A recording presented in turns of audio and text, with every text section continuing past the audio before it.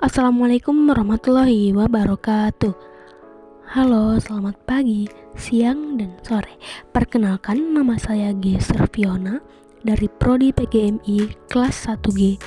Izin kepada Bapak Sidik Aulia MHI untuk mengumpulkan tugas UTS dengan materi saya yang berjudul Ketentuan Zakat Profesi, Perdagangan, dan Pertanian.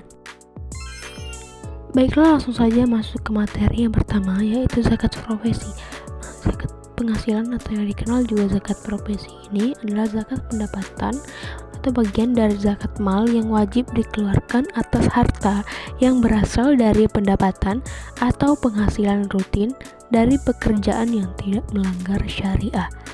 Nah, nisab zakat penghasilan ini adalah sebesar 85 gram emas per tahun dan kadar zakatnya yaitu senilai 2,5%.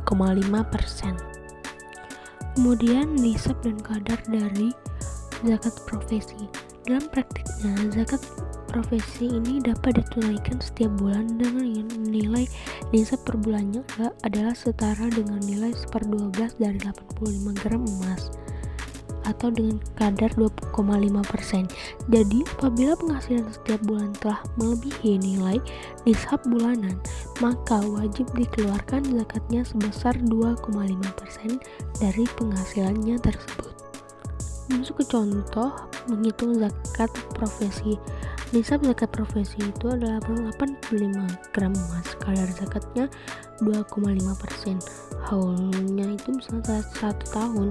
Cara menghitung zakat penghasilan itu adalah 2,5% dikali jumlah penghasilan dalam 1 bulan. Contoh, jika harga emas pada hari ini sebesar 938.099 gram, maka nisab zakat penghasilan dalam 1 tahun adalah 79.292.978. Penghasilan Bapak Fulan sebesar 10 juta per bulan atau 120 juta dalam 1 tahun. Artinya penghasilan Bapak Fulan sudah wajib zakat, maka zakat Bapak Fulan adalah 250.000 per bulan. Selanjutnya zakat perdagangan. Nah, zakat perdagangan ini adalah termasuk ke dalam jenis zakat mal, yaitu jenis zakat yang berasal dari harta kekayaan. Menurut Badan Amil Zakat Nasional atau Baznas, zakat perniagaan adalah zakat yang berasal dari harta niaga. Sedangkan harta niaga sendiri merupakan aset atau harta yang dapat diperjualbelikan dengan tujuan untuk mendapatkan keuntungan. Terdapat 2 motivasi untuk meraih harta niaga, yaitu motivasi untuk berbisnis atau diperjualbelikan dan motivasi untuk mendapatkan keuntungan. Lalu syarat dari zakat perdagangan, yaitu yang pertama, usia bisnis atau usaha itu minimal 1 tahun telah beroperasi. Yang kedua, total harga terdiri dari gabungan harta perdagangan awal dan akhir. Yang ketiga, nisab zakat sebesar 20 dinar atau setara dengan 85 gram emas. Yang keempat, persentase zakat perniagaan sebesar 2,5%. Yang kelima, zakat dikeluarkan dalam bentuk uang ataupun barang. Yang keenam, zakat dibebankan kepada pemilik usaha atau bisnis. Contoh menghitung zakat perdagangan. Misalnya, seorang pemilik bisnis UMKM itu mempunyai aset lancur 200 juta, sedangkan utang bisnisnya itu 50 juta. Harus lunas dalam waktu 9 bulan. Nah, nisab zakat perdagangannya bila harga emas saat ini yaitu sebesar 900.000 per gram, berapa? Yaitu aset lancarnya itu 200 juta, utangnya 50 juta, harga emasnya 900.000 per gram. Nah, jawabannya adalah total aset sama dengan aset lancar dikurang utang. Jadi 200 juta dikurang 50 juta sama dengan 150 juta. Nah, kemudian nisab zakatnya yakni 85 gram dalam perkiraan harga emas saat ini 900.000 per gram. Jadi nisabnya yaitu 900.000 dikali 85.000 per gram sama dengan 85 gram, yaitu sama dengan 76.500.000. Nah, dari sini yaitu perhitungannya berarti 150 juta dikali 2,5% sama dengan 3.750.000. Jadi pemilik bisnis UMKM tersebut wajib mengeluarkan zakat perniagaan tahunannya sebesar 3.750.000. Selanjutnya yaitu zakat pertanian. Mengutip dari laman resmi Badan Amil Zakat Nasional atau Baznas Kota Yogyakarta, zakat pertanian adalah jenis zakat mal yang dikeluarkan atas hasil panen atau produksi hasil pertanian. Nah, bagi petani yang memiliki lahan pertanian secara pribadi ataupun kelompok wajib mengeluarkan zakat pertanian jika telah mencapai nisabnya. Bentuknya bisa berupa hasil tanaman atau tumbuh-tumbuhan bernilai ekonomis, misalnya umbi-umbian, biji-bijian, sayur mayur, hingga buah-buahan. Kemudian yaitu syarat dan nisab zakat pertanian. Hasil pertanian merupakan tanaman yang ditanam dengan tujuan untuk dijual untuk kemudian dijadikan kebutuhan pokok. Yang kedua, hasil pertanian merupakan tanaman yang tumbuh sendiri tanpa disiram udara dan beri pupuk. Yang ketiga, hasil pertanian merupakan tanaman yang ditanam di lahan milik muzaki sendiri dan bukan lahan atau tanah milik orang lain. Selanjutnya, jenis zakat pertanian. Tidak semua hasil pertanian diwajibkan untuk melaksanakan zakatnya.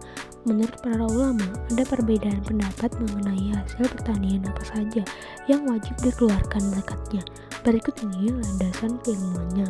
Yang pertama, menurut pendapat Imam Syafi'i dan Imam Malik, hasil panen yang wajib dikeluarkan zakatnya adalah hasil panen berupa makanan pokok yang dapat disimpan, misalnya kurma, jagung, padi, dan gandum. Menurut pendapat Imam Abu Hanifah, hasil panen pertaniannya yang wajib dizakatkan yaitu semua hal yang bisa ditanam seperti buah-buahan, sayur mayur, hingga biji-bijian.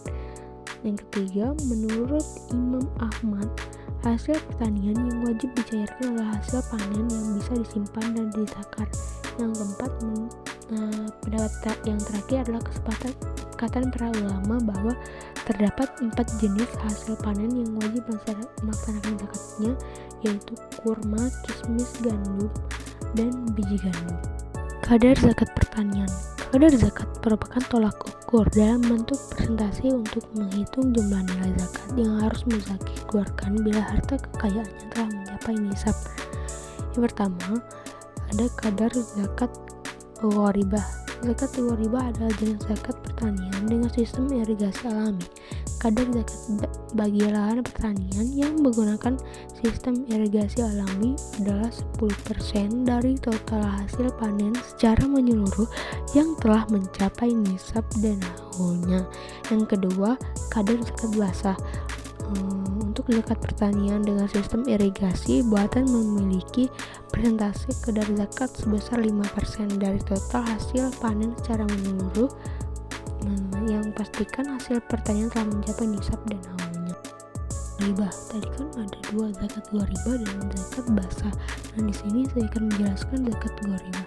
Nah, lahan pertanian yang menanam padi memanfaatkan air hujan dan air sungai untuk sistem irigasinya sehingga menghasilkan gabah kering sebesar 3 ton. Adapun nisab zakatnya sebesar 653 kg, maka zakat yang wajib dibagikan antara lain yaitu hasil panennya 3 ton sama dengan 300 kg, 3000 kg, dan kadar zakatnya adalah 10%. Rumus zakat gharibah adalah 3000 dikali 10% sama dengan 300 kg atau setara dengan 2 kuintal. Selanjutnya yaitu contoh perhitungan zakat basah. Nah, misalnya lahan pertanian seluas 4 hektar ditanami padi dengan menggunakan sistem irigasi buatan. Nah, adapun biaya perawatannya yaitu 8 juta untuk membuat lahan pertanian subur tersebut. Nah, usaha tersebut berhasil karena petani mampu memanen hingga 15 ton beras. Maka zakat yang wajib dibagikan muzaki tersebut antara lain yaitu nisab zakatnya sama dengan 524 kg, hasil panennya tadi 15 ton yang sama dengan 15.000 kg.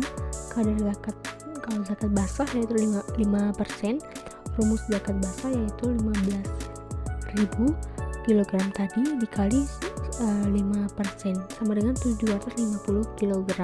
Nah, untuk membayar zakat ini, muzaki bisa memilih apakah akan membayarnya dalam bentuk barang berupa hasil panen tersebut atau dalam bentuk rupiah. Baiklah, sekian pembahasan materi dari ketentuan-ketentuan zakat profesi, perdagangan, dan pertanian.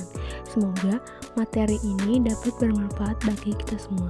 Saya minta maaf kalau ada kesalahan, dan kepada Allah saya mohon ampun. Wabillahi taufik wal hidayah. Wassalamualaikum warahmatullahi wabarakatuh.